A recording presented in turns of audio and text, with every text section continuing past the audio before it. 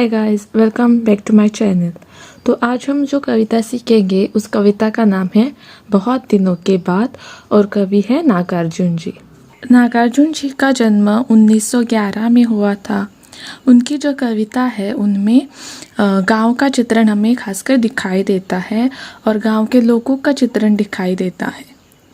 तो प्रस्तुत कविता में जब कवि बहुत दिनों के बाद अपने गांव आते हैं तो उन्हें क्या क्या देखने मिलता है, इसका चित्रण इस कविता में किया गया है। तो शुरू करते हैं। पहला, बहुत दिनों के बाद अब की मैंने जी भर देखी पकी सुनहली फसलों की मुस्कान। बहुत दिनों के बाद। नए शब्द, सुनहली सोने के रंग का, गोल्डन कलर। फसल यानी अनाज के पौधे, क्रॉप्स। तो गांव में हमें आम तौर पर सबसे ज़्यादा क्या देखने को मिलता है?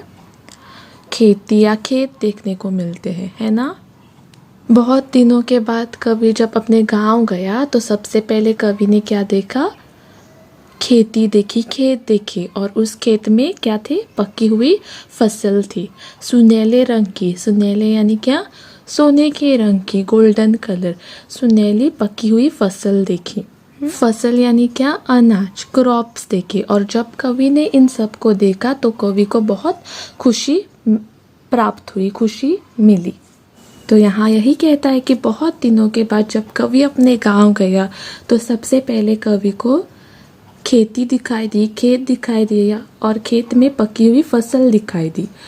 वह फसल ऐसे दिख रही थी जैसे मानो वह मुस्कुरा रही है और उसे देखकर कवि को खुशी मिल गई, खुशी मिली, क्योंकि बहुत दिनों के बाद कवि ने एक ऐसा दृश्य देखा था। शहर में तो आपको ऐसा दृश्य देखने नहीं मिलेगा, सिर्फ गांव में आपको ऐसा चित्र या ऐसा दृश्य दिखाई देगा। तो इस दृश्य को देखकर कवि का मन प्रसन्न हो उठा और उसने बहुत खुशी मिली। देखो, कवि बहुत समय के बाद अपने गांव आए हैं। कवि को गांव में सुनहरी पकी हुई फसल दिखाई देती है। कवि इस अद्भुत दृश्य को जी भर के देखते हैं क्योंकि कवि ने इसको बहुत दिनों के बाद देखा है। उसके बाद, बहुत दिनों के बाद अब की मैं जी भर सुन पाया धान कुटती किशोरियों की कोकिल कंठी तान। बहुत दिनों के बाद। नए शब्द, धान यानी चावल का वह रूप जिसमें उसके चारों ओर छिलका लगा हुआ होता है, यानी पैडी। किशोरिया यानी लड़कियां। कंठ यानी गला, थ्रोट। और तान यानी सुर या स्वर। तो पहले कवि ने क्या देखा? पहले कवि ने खेती देखी, जब फसल देखी। जब उस फसल को देखकर कवि आगे बढ़ा तो उन्हें क्या सुनाई दिया? पहले देखा, बाद में सुनाई दिया। क्या सुनाई दिया? लड़कियों की मधुर आवाज़। किशोरिया यानी लड़कियों, कोकिल कंठी तान यानी मधुर आवाज़ सुनाई दी। तो वह लड़कियां क्या कर रही थी? धान कुट रही थी। और धान कुटते समय वो क्या कर रही थी? गाना गा रही थी, मधुर आवाज़ में गीत गा रही थी। तो कवि को यह गीत बहुत दिनों के बाद सुनाई दिया। अब धान माने क्या? चावल का वह रूप जिसमें उसके चारों ओर छिलका लगा रहता है, यानी हम इसे भात भी कहते हैं। इस धान को कूटा जाता है ताकि उसका छिलका निकल आए, फिर उस भात को सुखाते हैं और फिर चावल तैयार होता है। तो वह लड़कियां क्या कर रही थी? वह धान कूट रही थी और धान कूटते कूटते समय क्या कर रही थी? अपनी मधुर आवाज़ में, कोकिल कंठी यानी मधुर आवाज़ में गीत गा रही थी।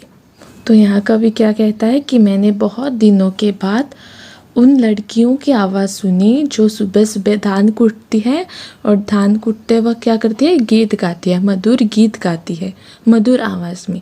तो यह हमें शहर में दिखाई नहीं देता, यह सिर्फ दृश्य गांव में देखने मिलता है।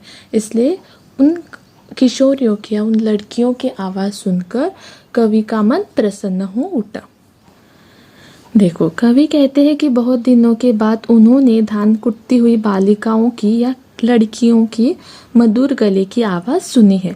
उन्हें सुनकर कवि खुश हो जाते हैं क्योंकि यह सब कवि काफ़ी समय के बाद सुन रहे हैं। उसके बाद, बहुत दिनों के बाद अब की मैं जी भर सूंघे मॉल सिटी के ढेर से ताजे टटके फूल। बहुत दिनों के बाद। नए शब्द, सूंघे, सूंघना, टू स्मेल। मौलसरी एक पेड़ जिसके फूल बड़े मधुर गंध वाले होते हैं। देखो बहुत दिनों के बाद, मतलब बहुत समय के बाद, अब की मैंने जी भर सूंघे, स्मेल की। क्या स्मेल किया? मौलसरी के ढेर से बहुत सारे ताज़े टटके फूल, फ्रेश फूल, बहुत दिनों के बाद। तो बहुत दिनों के बाद कवि ने क्या किया? मौलसरी के एक पेड़ होता है, उसके फूल लगे हुए होते हैं और उनका जो सुगंध है वह बहुत ही अच्छा होता है। तो उन फूलों को कवि ने हाथ में उठाया और उनका सुगंध लिया, और यह सुगंध कवि ने बहुत दिनों के बाद लिया, क्योंकि यह कवि को शहर में नहीं मिलते हैं यह फूल, यह सिर्फ गांव में दिखाई देते। तो जब कवि ने उन फूलों को हाथ में लिया तो जी भर उनका सुगंध ले लिया। देखो, कवि ने अपने गांव के मौलसरी के ताज़े टटके फूल उठाए और उन्हें सूंघने लगे। कवि ने इन फूलों का सुगंध जी भर महसूस किया। तो पहले कवि ने क्या किया था? पहले कवि ने देखा था। क्या देखा? पकी हुए अनाज या फसल देखी थी। उसके बाद कवि ने क्या किया? सुना। क्या सुना? किशोरियों की आवाज़, मधुर आवाज़ उन्हें सुनाई दी, दान कुटती किशोरियों की आवाज़। और उसके बाद कवि ने सूंघा। क्या सूंघा? मौलसरी के ताज़े टटके फूल सूंघे। बहुत दिनों के बाद अब की मैं जी भर छू पाया अपनी गवई पगडंडी की चंदन वर्णी धूल। बहुत दिनों के बाद। नए शब्द: गवई यानी गांव, पगडंडी यानी पतला सा रास्ता, चंदन वर्णी चंदन के रंग की, भूरे रंग की, ब्राउन कलर, धूल यानी मिट्टी। तो पहले के ज़माने में खासकर गांव में आपको पतले पतले रास्ते दिखाई देते थे और ये रास्ते मिट्टी के होते थे। तो जब कवि बहुत दिनों के बाद अपने गांव आया तो उन्होंने उस मिट्टी को छुआ। बहुत दिनों के बाद अब की मैं जी भर छू पाया अपनी गवई यानी गांव की पगडंडी जो चलने के लिए रास्ता बनाया जाता है, छोटा रास्ता होता है, उसकी चंदन वर्णी धूल, उस मिट्टी को कवि ने छुआ। बहुत दिनों के बाद कवि ने क्या किया?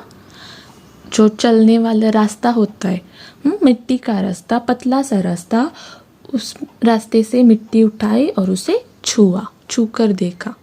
तो यहाँ पहले कवि ने देखा था फसलों को, उसके बाद कवि ने सुना, आवाज़ सुनाई दी कवि को, उसके बाद कवि ने सूंघा मौलसरी के फूलों को, और अब कवि ने छुआ। क्या छुआ?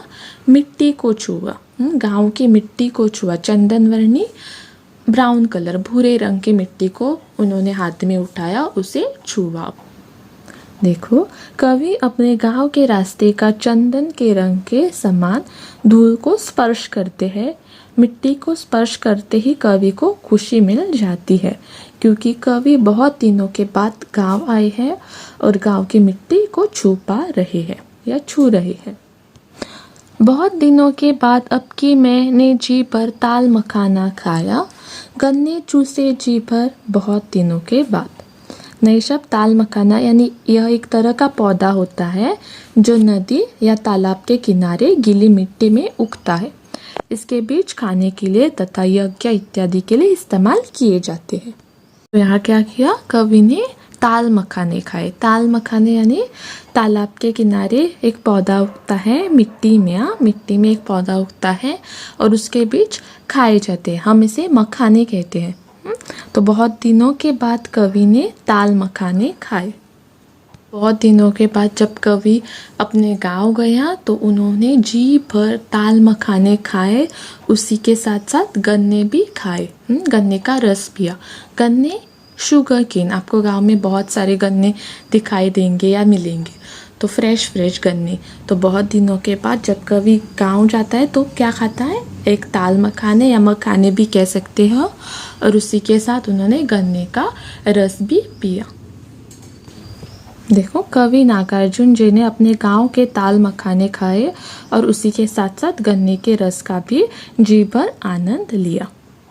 तो इस कविता में हर एक स्पर्श के बारे में आपको पता चलेगा। पहले कवि ने देखा था अपने आंखों से, बाद में कवि ने सुना, उसके बाद में कवि ने सूंघा, फिर अपने पगडंडी की मिट्टी को छुआ और अब खाया। तो हर एक जो हमारे ऑर्गन्स होते हैं, सेंसरी ऑर्गन्स होते हैं, उनका उल्लेख इस कविता में किया गया है।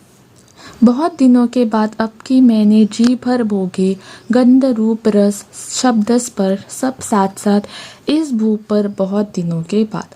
भोगे यानी महसूस किए और भू यानी जमी। तो यहाँ कवि कहता है कि बहुत दिनों के बाद जब मैं गाँव आया तो मैंने ज्ञानेंद्रियों के साथ यानी सेंसरी ऑर्गन्स के साथ मैंने अपने गांव का आनंद लिया। अब कौन कौन सी ज्ञानेंद्रिय है? पहले उन्होंने क्या किया? देखा। फिर कवि ने क्या किया? सुनी, किशोर कंठी मधुर आवाज़ सुनी। उसके बाद उन्होंने सूंघा। क्या सूंघे? मौलसरी के फूल सूंघे।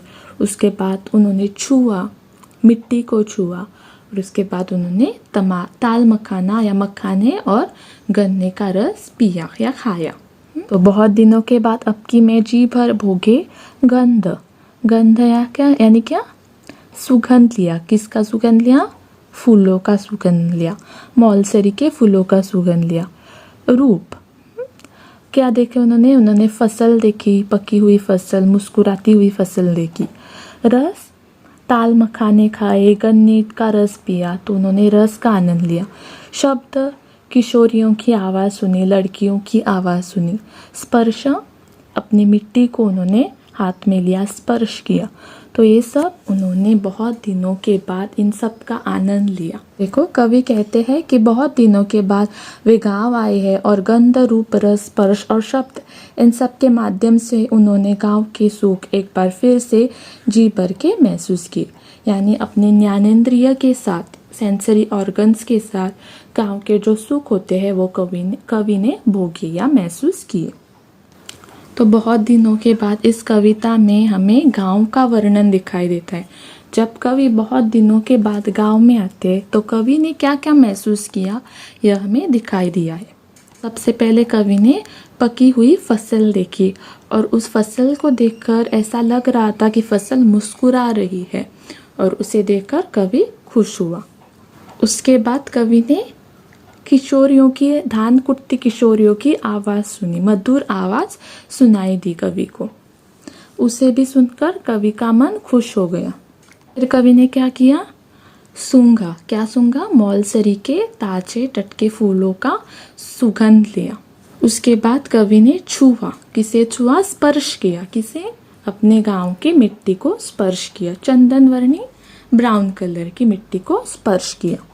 उसके बाद कवि ने ताल मखाने खाए और गन्ने चूसे, गन्ने का रस पिया।